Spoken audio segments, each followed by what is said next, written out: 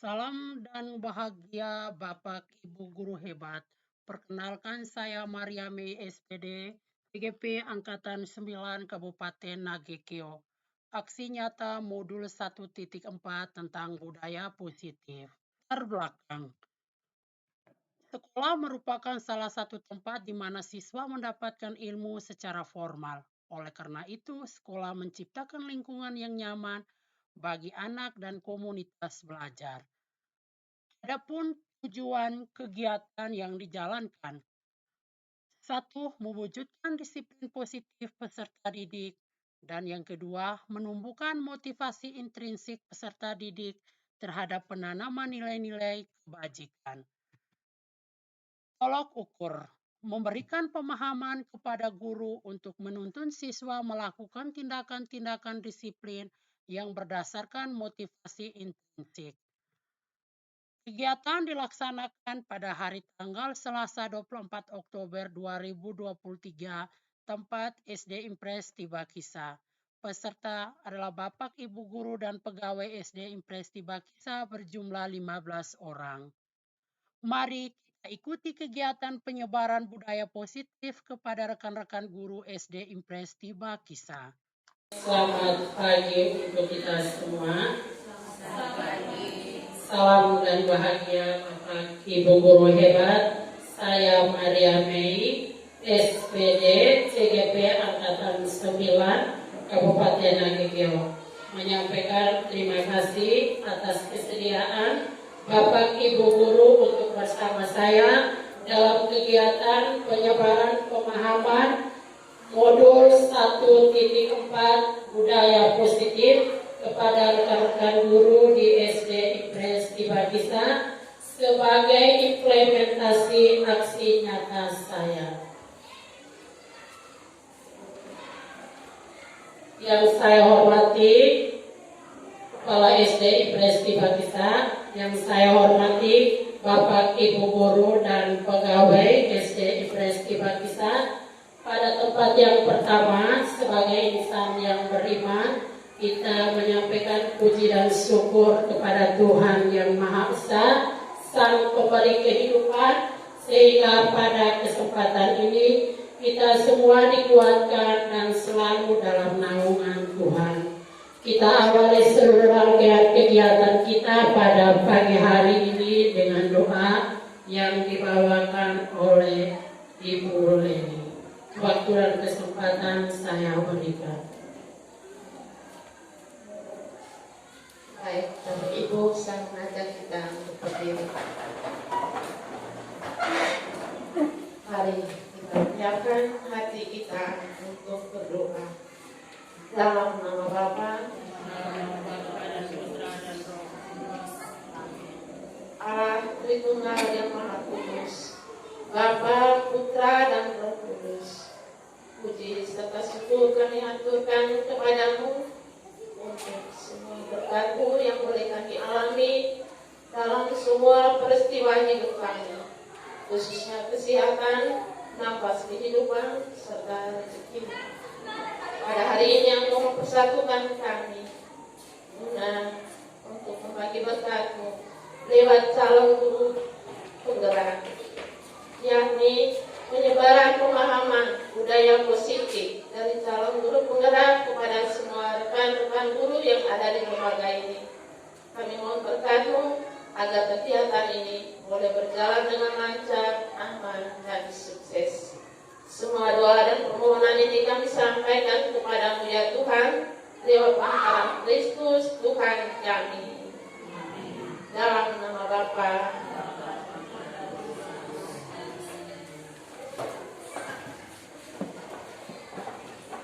Baik, terima kasih Ibu Leni yang sudah menguatkan kita dengan doa-doa pada pagi hari ini. Kesempatan yang berikut saya berikan kepada Kepala SD Impres Tibakisa untuk menyampaikan hal-hal yang mengenai dengan kegiatan kita hari ini, sekalian membuka acara dengan resmi. Waktu dan kesempatan saya berikan.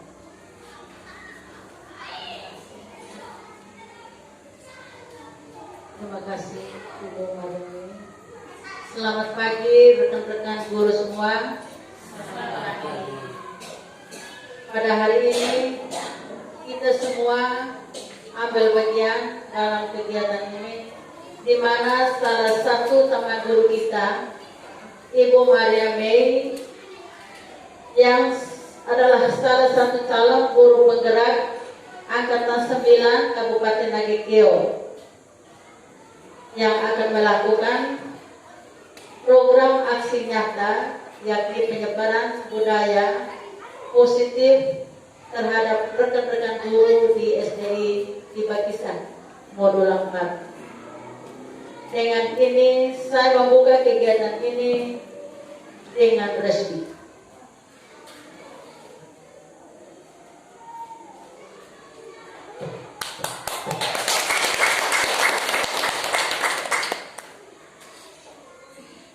Terima kasih Kepala SD Presti Pakistan yang sudah membuka kegiatan kita hari ini dengan resmi. Baik Bapak Ibu guru hebat, sekarang sebelum mulai kegiatan kita ice breaking, bisa tidak? Bisa. Oke, saya minta dengan hormat Bapak Mama mungkin bisa berdiri.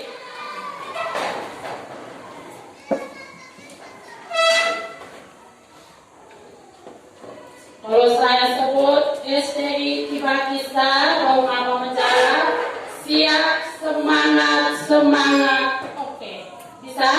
Bisa. Oke, kita sama-sama SDI di Pakistan, siap, semangat, semangat. Oke, kita bisa ulang sekali lagi. Bisa tidak? Bisa. Oke, terima kasih. SDI di Pakistan, siap, semangat, semangat. Oke. Baik, terima kasih. Silakan duduk.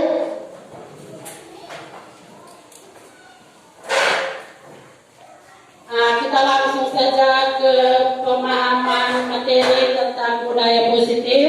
Ini adalah salah satu tugas saya untuk mengimplementasikan tentang budaya positif di SDI Presti Pakistan kepada rekan-rekan guru di sekolah.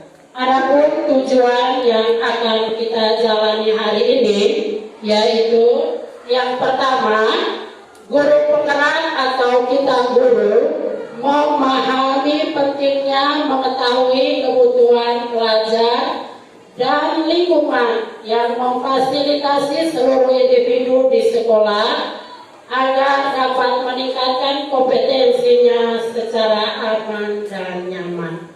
Dan tujuan yang kedua yaitu guru penggerak atau kita semua guru mampu menggerakkan komunitas sekolah untuk bersama-sama menggerakkan dan mewujudkan visi sekolah yang berpihak kepada murid berdasarkan nilai-nilai kebajikan. Kemudian pertanyaan pemantik, jadi saya minta pendapat Bapak Mama, apakah kita setuju atau tidak? Saya minta pendapat Bapak Mama, ada dua pertanyaan pemantik. Yang pertama, kalau kita menjawab setuju, pasti ada alasan. Alasan apa yang kita sampaikan. Dan yang kedua, kalau kita jawab setuju atau tidak setuju, berarti punya alasan. Mungkin saya berikan waktu 1-2 menit untuk Bapak Mama bisa membaca pertanyaan pemantik nomor 1 dan 2. Mungkin ada yang bisa membantu saya untuk membaca. Saya beri kesempatan Ibu Petiana. Baik, nomor 1, apakah hukuman dapat mendisiplinkan anak? Kemudian nomor 2, pemberian hukuman dengan hal positif seperti membaca atau membersihkan halaman sekolah dapat meningkatkan disiplin anak. Baik, terima kasih Ibu Petiana yang sudah membantu kita.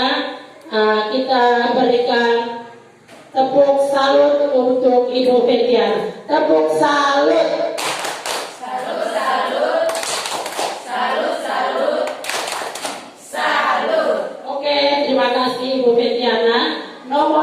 satu, apakah hukuman dapat mendisiplinkan anak? Mungkin ada bapak mama yang bisa menjawab. Ibu Mace, saya persilakan. Baik, terima kasih.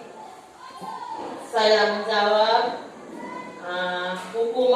apakah hukuman dapat mendisiplinkan anak? Menurut saya tidak. Dengan alasan, kalau kita memberikan hukuman itu kan ada hukuman fisik dan non fisik. Sehingga sebaiknya kita sebagai guru memberi hukuman dengan cara kita menyuruh anak untuk melakukan perkalian atau membaca atau menulis. Kalau kita memberi hukuman fisik seperti kita suruh berlutut, suruh kita cubit dan lain sebagainya, itu membuat anak semakin bandel, tidak taat, tidak disiplin. Itu saja jawaban dari saya. Baik, terima kasih Ibu Mace yang sudah membantu. Berarti kita sepakat apa yang disampaikan oleh Ibu Mace. Kemana teman-teman? Jadi hukuman itu sifatnya tidak mendisiplinkan anak. Kita sepakat? Oke. Kita lanjut ke pemantik nomor 2. Memberi hukuman dengan hal positif seperti membaca atau membersihkan halaman sekolah dapat meningkatkan disiplin anak. Mungkin Bapak Mama bisa berpendapat. Saya berikan kesempatan.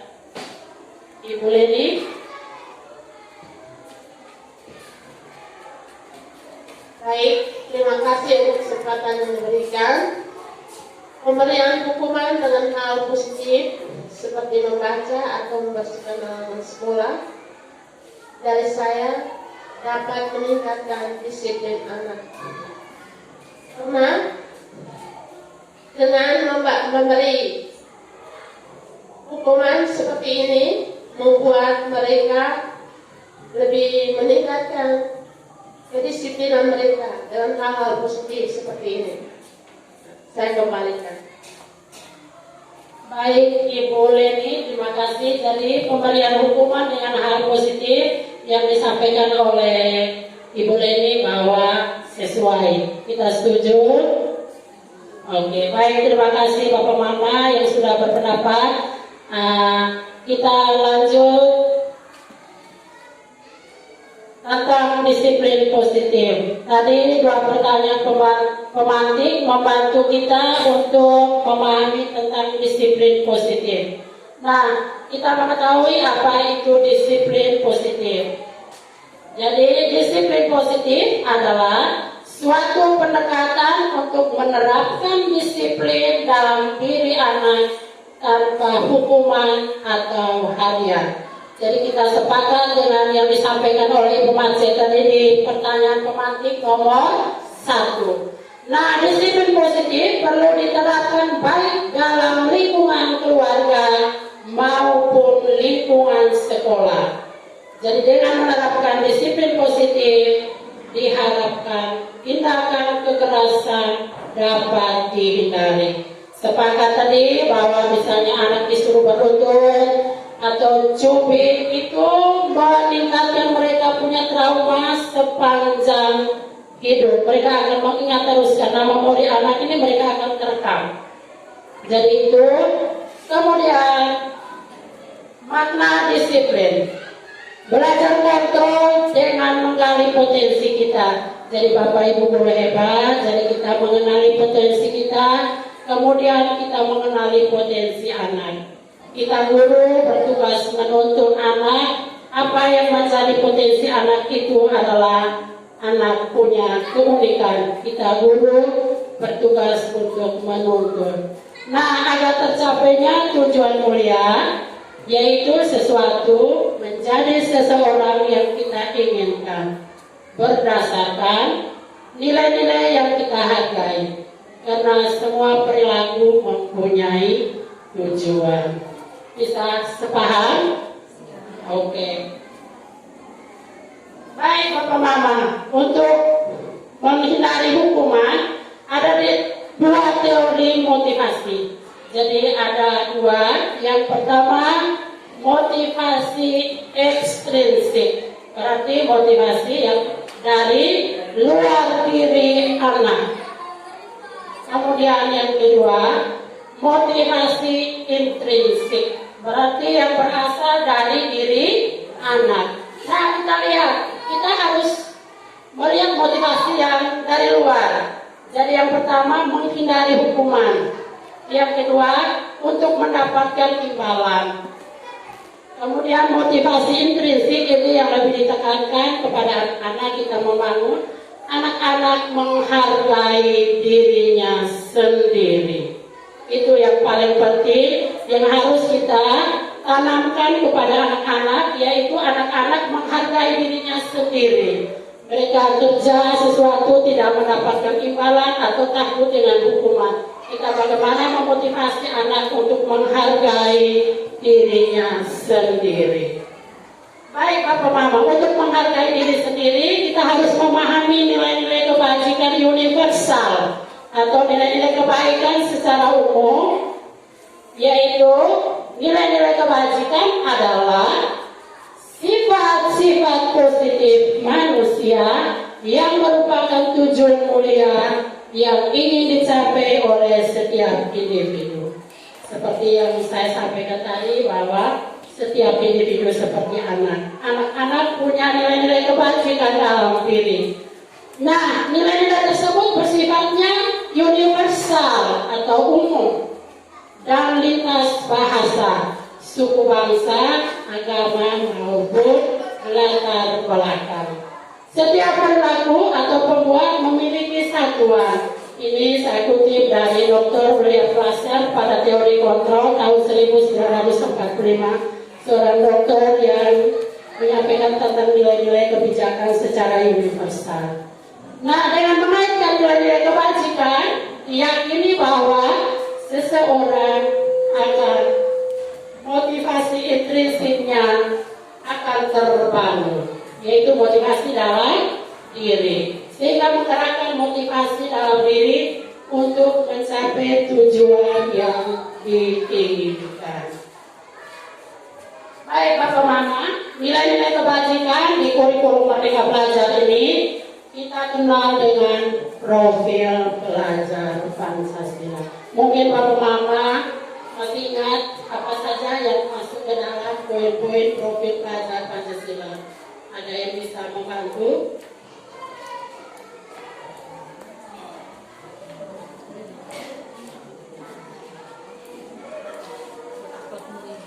Oke, Ibu Usa.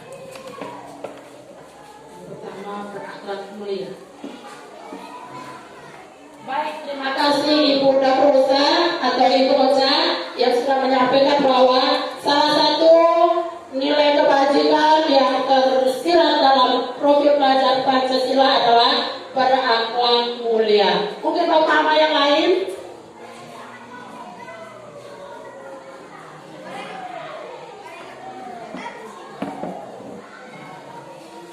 Yang kedua, mandiri dan bernalar kritis. Oke. Ibu Mensi sudah membantu kita bahwa yang berikut adalah mulia, bernalar kritis. Mungkin ada yang lain? Ibu Mensi, saya persilakan. Beriman, bertakwa kepada Tuhan Yang Maha Esa. Baik, terima kasih teman-teman sudah mengingatkan kita dan menjadi prioritas kita utama bahwa nilai kebajikan yang harus ditanamkan kepada anak yaitu beriman, bertakwa kepada Tuhan Yang Maha Esa, berakhlak mulia, bernalar kritis, berkebinekaan global, bergotong royong kreatif. Itu adalah nilai-nilai kebajikan yang perlu kita tanamkan kepada anak-anak.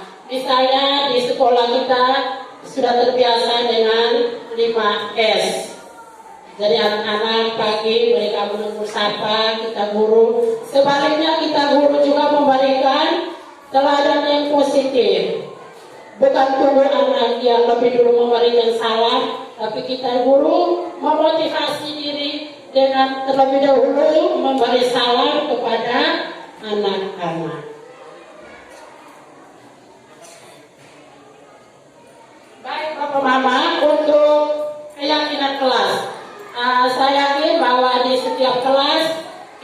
bisa menerapkan tentang keyakinan kelas. Di kurikulum Merdeka Belajar ini ada sedikit perbedaan antara peraturan dan keyakinan kelas. Kalau peraturan berarti satu pihak, sehingga anak motivasi intrinsik tadi tidak dibangun. Anak-anak takut hukum kemudian mendapat imbalan. Tapi kalau kita membuat keyakinan kelas, berarti dua insan di sini yang bersepakat. Kita membangun motivasi dalam diri kita. Itu adalah keyakinan kelas yang ada di sekolah. Nah, mengapa tidak peraturan saja? Mengapa harus keyakinan kelas? Kita lihat poin pertama. Mengapa kita memiliki peraturan harus menggunakan helm bila mengendarai kendaraan roda 2? Berarti itu apa? Keyakinan kita kalau kita tidak menggunakan helm, mungkin Bapak Mama bisa berpendapat, kalau kita tidak menggunakan helm, berarti apa kita punya keyakinan? Kalau menurut saya, kalau kita tidak menggunakan helm bila mengendarai kendaraan roda 2, yang pertama kemungkinan terjadinya kecelakaan. Kalau kecelakaan itu otomatis kita bisa jatuh, terus kepala kita terbentur di tanah atau terbentur di aspal, maka mengakibatkan luka. Contohnya seperti itu. Baik, terima kasih. Ternyata teman-teman guru sudah memahami secara baik. Mungkin ada lagi yang lain? Baik. Mengendarai kendaraan roda 2, kita harus menggunakan helm. Dengan maksudnya begini, melindungi kepala kita. Yang berikut bukan berarti kita menggunakan helm karena takut aturan atau takut polisi, tetapi untuk keselamatan diri kita. Baik, terima kasih. Jadi itu poin penting yang kita tekankan kepada di nomor 1 itu tentang mengendarai kendaraan roda 2 menggunakan helm. Berarti itu keyakinan kita bahwa menjaga keselamatan sehingga kita terhindar dari sesuatu atau lain hal yang dapat mengganggu kita. Kemudian poin yang kedua, mengapa kita memiliki peraturan 3M? Menggunakan masker, mencuci tangan, menjaga jarak. Bisa? Kenapa?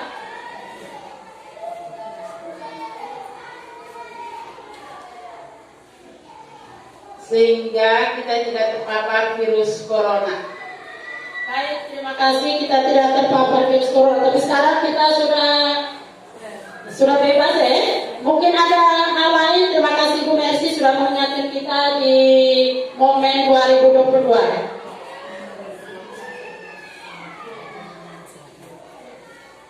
Untuk menjaga kesehatan kita. Baik, terima kasih Ibu Ocha. Semangat sekali Ibu Ocha ini ya. Luar biasa. Jadi yang menjadi keyakinan kita bahwa kalau kita menerapkan peraturan 3M berarti kita menjaga kesehatan. Kemudian yang berikut, mengapa kita memiliki peraturan harus datang tepat waktu ke sekolah? Silakan Ibu Maria Goreni. Mengapa kita memiliki peraturan harus datang tepat waktu ke sekolah? Itu melatih kedisiplinan. Terima kasih. Baik, terima kasih Ibu Eti. Kita berikan motivasi, apresiasi karena memiliki peraturan harus datang tepat waktu ke sekolah. Berarti kita mendisiplinkan anak. Kemudian kita lanjut ke poin yang berikut. Untuk mendukung motivasi intrinsik, kembalilah ke nilai-nilai atau keyakinan lebih menggerakkan seseorang dibandingkan mengikuti serangkaian peraturan.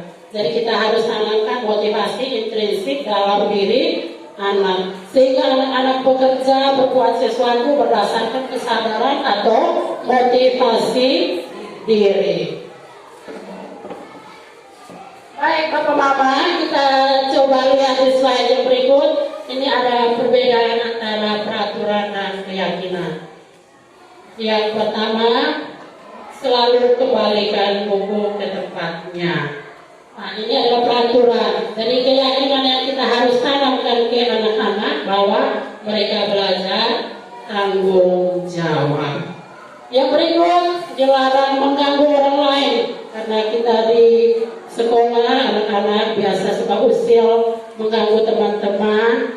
Nah, itu keyakinan yang perlu kita tanamkan bahwa anak-anak menghormati orang lain. Poin yang ketiga, hadir di sekolah 15 menit sebelum pembelajaran dimulai.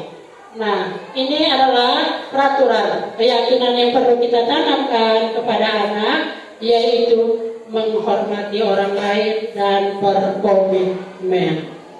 Yang berikut, dilarang melakukan kekerasan. Ini adalah kata dilarang, adalah kalimat-kalimat yang negatif. Jadi kita harus memberikan keyakinan kepada anak bahwa keselamatan dan menghormati orang lain. Kemudian yang berikut, dilarang menggunakan narkoba. Untuk kita di sekolah dasar mungkin ini belum, tapi kalau di SMP, SMA pasti sudah mulai dengan hal-hal seperti ini. Tetapi apa salahnya kita sebagai guru menanamkan tentang nilai-nilai keyakinan, yaitu kesehatan. Kemudian pergantian atau menunggu giliran, budayakan budaya antri. Nah, di sini kita harus memberikan keyakinan kepada anak-anak bahwa menghormati orang lain, bersabar. Itu yang berikut, gunakan masker seperti pertanyaan tadi, menjaga kesehatan dan keselamatan. Yang terakhir, jangan berlari di kelas atau koridor. Nah, itu untuk menjaga keselamatan dan keamanan. Sehingga kata dilarang, jangan itu kita buat kesepakatan menjadi suatu keyakinan kelas. Yang berikut ada pun manfaat keyakinan kelas. Yang berikut itu membentuk karakter yang positif pada anak, melewati kebiasaan-kebiasaan positif, perilaku positif, serta keteladanan diri seluruh warga sekolah atau komunitas pelajar, yaitu guru dan murid. Menurut adanya semangat belajar kepada anak. Itu adalah manfaat keyakinan karena kita menggunakan pedoman dua insan di sini, yaitu guru dan murid. Yang berikut, budaya positif. Dengan nilai-nilai kebajikan yang telah dimunculkan dalam profil pelajar Pancasila, maka budaya positif. Budaya positif itu berarti kebiasaan yang terus-menerus, hal-hal kebaikan universal yang terus-menerus yang dilakukan oleh anak berdasarkan motivasi intrinsik. Nah, kita lihat nilai-nilai atau keyakinan-keyakinan dan kebiasaan-kebiasaan di sekolah yang berpihak kepada murid dapat berkembang menjadi pribadi yang kritis, penuh hormat dan tanggung jawab. Kita bisa melihat dua contoh ini, anak-anak sudah terbiasa dengan 5S, kemudian bergotong royong atau bekerja sama. Baik Bapak Ibu guru hebat, demikianlah penyebaran aksi nyata saya tentang budaya positif. Saya mengucapkan terima kasih, Tuhan memberkati.